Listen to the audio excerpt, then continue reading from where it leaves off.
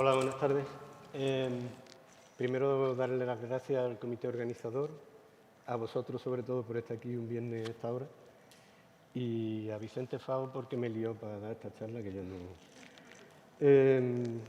En principio os voy a pedir perdón porque lo que yo traigo es una presentación con muchas tablas, ¿vale?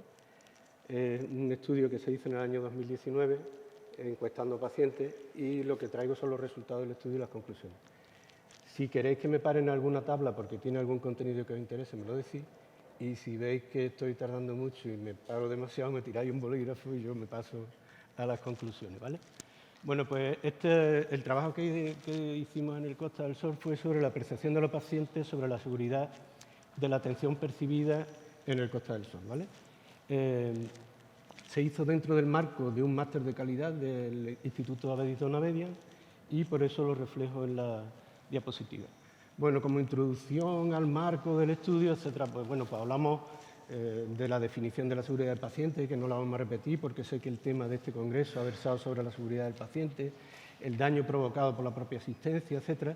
Sí es interesante que hablemos un poquito de las dimensiones de la calidad, ¿vale? La calidad tiene muchas dimensiones y son dimensiones que están interrelacionadas y condicionadas, ¿vale? No hay calidad sin seguridad, pero es verdad que la satisfacción sobre la atención puede estar influida por la seguridad o por la accesibilidad o por la equidad, ¿vale? De eso hablaremos luego.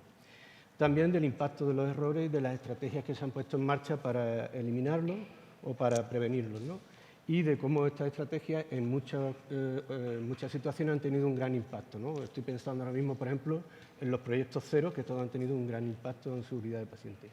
Y luego de la participación del paciente, de la que ha hablado el anterior ponente, del paciente como propietario de su propia seguridad, ¿no? De su salud, de seguridad, del derecho que tiene a la seguridad y del interés que tenemos las organizaciones por explorar la experiencia del paciente, ¿no? ¿Cuál ha sido la vivencia del paciente? Un poco ese era el objetivo del estudio. Conocer el grado de seguridad percibida en la atención sanitaria durante el ingreso, durante la hospitalización, qué tipos de incidentes son capaces de detectar, analizar si hay alguna relación con otras variables y si el paciente es una fuente de información válida para notificar eventos adversos, incidentes o situaciones latentes, ¿vale? Y por último, lo que hicimos fue compararlo con lo que notifican los profesionales. Para hacer el estudio nos basamos en ese cuestionario que veis ahí, que es un cuestionario validado de seguridad de pacientes hospitalizados. Se validó en el año 2010 para la Agencia de Calidad Sanitaria Nacional de Salud. Y aparte de este cuestionario, pues utilizamos los informes de alta del paciente, la evolución médica, la evolución de enfermería y los registros de admisión. Utilizamos también para el estudio el análisis de los eventos adversos notificados por los pacientes al sistema de notificación propio del Hospital Costa del Sol, que existe desde el año 2003. Y, por último, tomamos notas de campo, ¿no? A mí me gusta mucho el trabajo cualitativo y me gusta mucho no solo el número, sino lo que dicen los pacientes. En el cuestionario veis que se estratifica en 5 apartados. El primero son 10 preguntas que hacen referencia a la experiencia que ha tenido el paciente durante su estancia, la asistencia que ha recibido. El segundo es sobre si han tenido algún problema de una lista de 7 preguntas que le ofrecemos, infecciones, caídas, etcétera, solamente para contestar sí o no. El tercero es si él piensa, explicándole previamente lo que es un incidente de seguridad, que ha sufrido algún incidente durante su estancia, y si contesta que sí, se le pide que lo relate, con sus palabras, con sus propias expresiones. A aquellos pacientes que han dicho que sí, se les pide que hagan un análisis con 7 preguntas sobre cómo se gestionó su incidente, si le dieron información, si le explicaron, si le pidieron disculpas, etc. Y por último, se hace una pregunta en una escala de Likert que va de muy seguro a muy inseguro. Es una pregunta subjetiva, ¿cuál fue su sensación de seguridad mientras estuvo ingresado? Bueno, ahí veis que hicimos 112 cuestionarios, hicimos yo casi todos, pero bueno, entre marzo y julio del año 2019, encuestamos a los pacientes que estuvieron ingresados más de 24 horas. El cuestionario de Badía se diseñó para encuestar a los pacientes de más de 72 horas. Pero como luego veréis, en un hospital que tiene una estancia media de 6 días, encuestar a los pacientes a partir del tercer día, pues dejamos la mitad de la estancia fuera. Decidimos encuestarlo a partir de las 24 horas. Luego veréis que el 5% de los pacientes notificaron casos, o sea, notificaron incidentes en esas primeras 48-72 horas. Bueno, 21% de los pacientes tenían estudios superiores, es decir, que algunos estaban bien versados. La mayoría eran españoles, el 57% de servicios médicos, el 30% ya habían sido intervenidos cuando les realizamos la encuesta y la estancia media desde el ingreso hasta que les realizamos la encuesta fue en promedio de 6,5 días. La encuesta se hacía siempre unas 24 horas antes del alta o el mismo día del alta. Para eso contábamos con admisión y con los profesionales de la planta que nos llamaban y nos decían, mira que se va corriendo, y subían, ¿vale?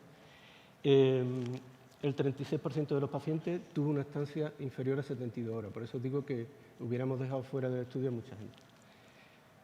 En las 10 preguntas de experiencia sobre la asistencia, veis que la número 4, la 7 y la 8 fueron las que tuvieron un mayor porcentaje de estar totalmente en desacuerdo. La 4 fue si fue informado sobre a quién podía preguntar, es decir, referentes para mi información. La 7 fue si se pidió opinión respecto a sus cuidados y su tratamiento, es decir, si se le hizo partícipe de su proceso asistencial. Y la 8 fue si le atendieron sin retraso o espera mientras estuvo hospitalizado. Como veis, información, participación en mi proceso y demoras, ¿vale? Es lo que ellos más peor valoraban. Con estas 10 preguntas se construye un índice de puntuación que se escala entre 0 y 100 para que sea más fácil de interpretar y la escala, los pacientes, los 112 pacientes, tuvieron una mediana porque no era una distribución normal, estaban muy desplazadas a la derecha, de 95 puntos sobre 100. Es decir, el nivel de seguridad percibida o referida objetivamente, calculándolo con puntuación en base a las 10 preguntas, fue de 95 puntos. Cuando le preguntábamos en la escala de seguridad percibida, es decir, ¿cómo se siente, cómo se ha sentido? El 96,4% de los pacientes también dijeron que se había sentido seguro o muy seguro. Y solamente uno dijo que se había sentido muy inseguro durante su ingreso. Cuando le preguntábamos si había tenido uno de estos 7 problemas en su ingreso, solamente tenían que contestar sí o no. Es curioso que contestaron que habían tenido una infección en 7 casos, identificaban muy bien las infecciones, habían tenido alguna reacción alérgica, alguna reacción con algún producto, etcétera, un material, como el esparadrapo y demás, o había tenido que ser operado por segunda vez mientras había estado ingresado, ¿no? Pero ningún paciente marcó la pregunta de si había tenido algún problema o medicación equivocada durante su hospitalización. ¿Por qué? No lo sé, luego lo hablamos, ¿vale? El 13,4% de los pacientes encuestados reflejaron algún incidente, ¿vale?, en esta tabla. Cuando le preguntamos si había tenido un incidente y que nos lo relataba con sus propias palabras, ahí disfruté mucho porque muchas de las encuestas fueron heteroaplicadas, ¿vale? La encuesta está diseñada para ser autoaplicada, pero cuando el paciente pedía que se la heteroaplicaran, es decir, ¿por qué no me hace usted las preguntas? Pues se las hacíamos nosotros, ¿vale? Intentábamos ser observadores no participantes, pero nos gustaba escuchar la respuesta, ¿no? Ahí tenéis el listado de todos los incidentes que ellos refirieron. Un total de 14 pacientes refirieron algún incidente, es el 12% de los pacientes ingresados, encuestados, y relataron tanto eventos como situaciones o casi ocurres que podían haber dado lugar a un incidente de seguridad. Ningún paciente en esta encuesta subjetiva, es decir, si detectó algún incidente, relató ningún incidente referido a la medicación. También curioso. ¿Por qué? Allí hago una especie de... os doy una pista y ¿el incidente de medicación es más difícil de detectar por el paciente? Pues seguro que sí. Si el paciente no tiene buena información sobre cuál es la medicación que se le está poniendo, el tratamiento, etcétera, y además el error o el casi ocurre es de me equivoco en la dosis, pero no tiene consecuencias para el paciente o consecuencias muy importantes, es difícil que el paciente las detecte. Pero también puede ser que nosotros lo hagamos muy bien. Si nosotros ponemos muchas barreras en el hospital para los errores, esos errores no llegan al paciente, ¿vale? El paciente no acaba enterándose, ¿de acuerdo? Porque no acaba llegándole. Luego veréis lo que declaran los profesionales sanitarios. Cuando estratificamos las notificaciones que ellos hacen de estos 14 incidentes, vemos que el 78% de los incidentes que ellos notifican son incidentes que llegan al paciente y que causan algún tipo de daño o prolongación de la estancia hospitalaria, ¿vale? Ninguno es grave, ninguno lo consideran grave, y en 2 ocasiones relatan incidentes que son capaces de producir un daño o un error, pero que no han llegado a causarlo, ¿no? Pero lo que me llama la atención es eso, el 78% son incidentes que llegan al paciente, claro, llegan, los detectan fácilmente. Cuando le pedimos que nos dé su opinión sobre cómo se gestionó el incidente que ellos nos han relatado, lo que sale, y esto se repite con respecto a lo que ellos refieren en la asistencia sanitaria en general, la información que recibió del incidente no fue suficiente o no fue clara. No pudo participar en la toma de decisiones respecto a cómo gestionar el incidente y, por último, no se le pidieron disculpas, ¿vale? Aunque todas tienen un porcentaje en general adecuado de satisfacción, pero en este caso los que estaban peor puntuados eran esos, ¿vale? Como veis, información, participación otra vez y referente a quién me tiene que pedir disculpas, ¿no? Bueno, cuando analizamos las historias, como he dicho, revisamos también las historias, las evoluciones de enfermería y de médica y los informes de alta. De esos 14 incidentes notificados por los pacientes, 14 aparecían en la historia, 7, el 50% aparecían reflejados en la historia, o bien en la evolución de enfermería, o bien en la evolución médica, o bien en el informe de alta. Pero ninguno de ellos había sido notificado por los profesionales sanitarios al sistema de notificación, ¿vale? Solamente había sido notificado por los pacientes.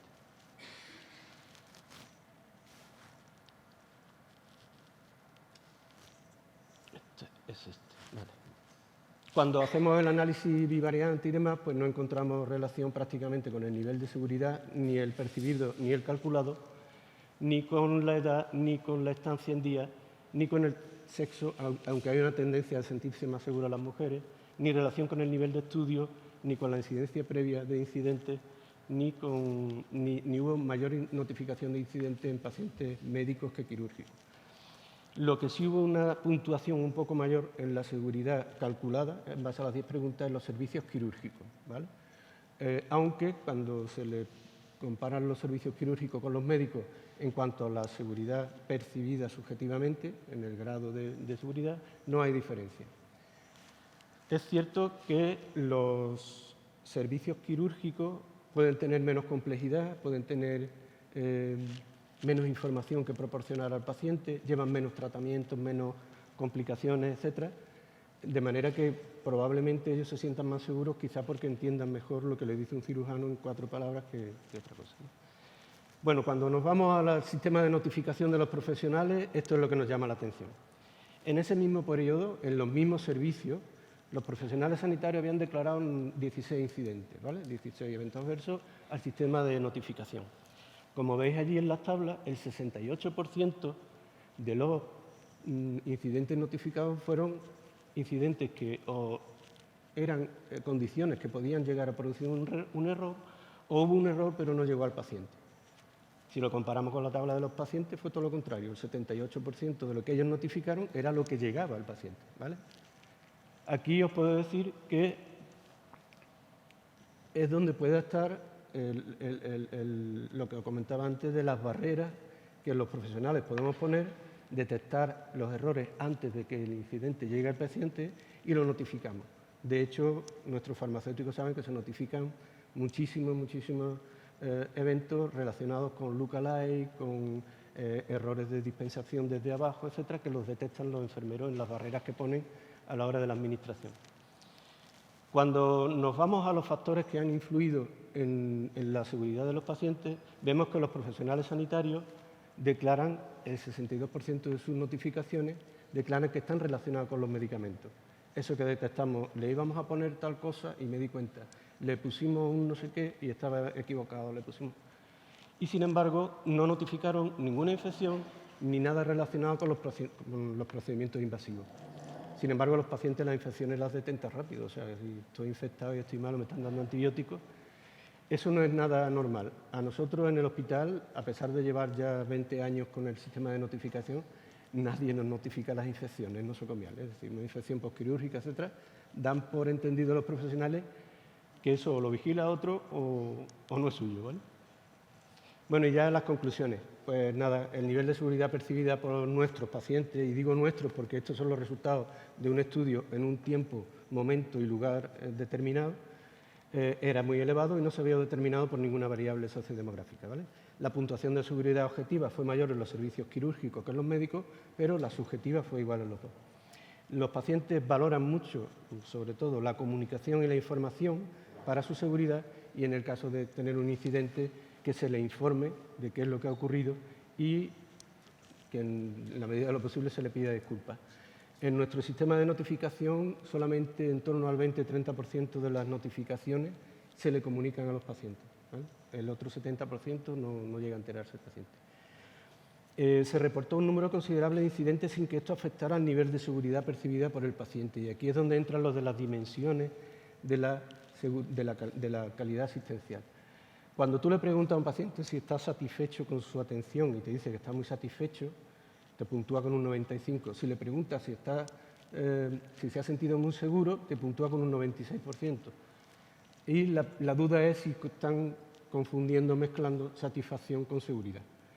Algunas veces le preguntábamos a los pacientes, ¿ha tenido usted? Sí, he tenido una infección, no sé qué, me han tenido que volver a operar, se me han salido los puntos, ¿vale? ¿Y cómo se siente usted? A mí me han tratado muy bien, a mí me han tratado fenomenal, yo no tengo queja ninguna.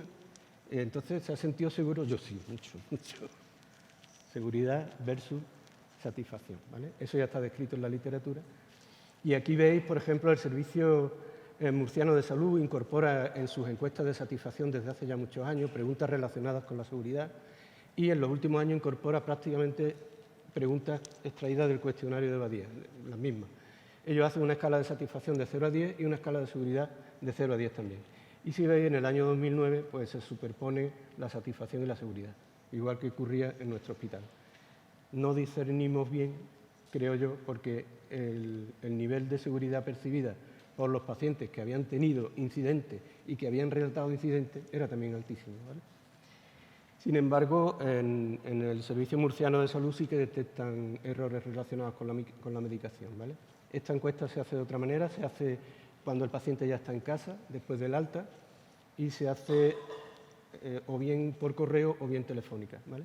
Y aquí, curiosamente, sí hay notificaciones. Lo que me extraña es que algunos dicen que no le dieron la medicación prescrita. Eso me suena a una vez que ya se ha ido al alta, ¿no? Me parece. Bueno, los sistemas de notificación de eventos adversos pueden no detectar los incidentes experimentados por los pacientes, ni tampoco cuáles son los riesgos. Os voy a contar, si me da tiempo, no sé si me da tiempo. Hubo un caso de una persona que dijo que se sentía muy insegura y además muy mal, porque no se había podido duchar en los días que había estado ingresada, porque allí tenemos bañeras, ¿vale? Entonces ella decía que ella estaba muy enfadada porque no se sentía mal, se sentía sucia, no se podía duchar en la ducha porque se sentía insegura. Ella creía que si se metía en la ducha se iba a caer. Entonces ella dijo que estaba muy insegura, ¿vale?, en el hospital. Por eso. No es un incidente, es una condición latente, pero que hay que recoger también de esa experiencia del paciente. La experiencia del paciente es una, la del profesional es otra y la del de calidad es otra. O sea, son tres experiencias diferentes. Los profesionales identifican y notifican más las situaciones latentes y los que así ocurre, mientras que los pacientes notifican más los eventos que llegan a ellos. Otra vez vemos que la vivencia del paciente es diferente a la del profesional. Los pacientes entienden su proceso de seguridad como un continuo, y esto es lógico, y ahí enlazo con lo que él ha dicho de la realidad y lo que no es realidad.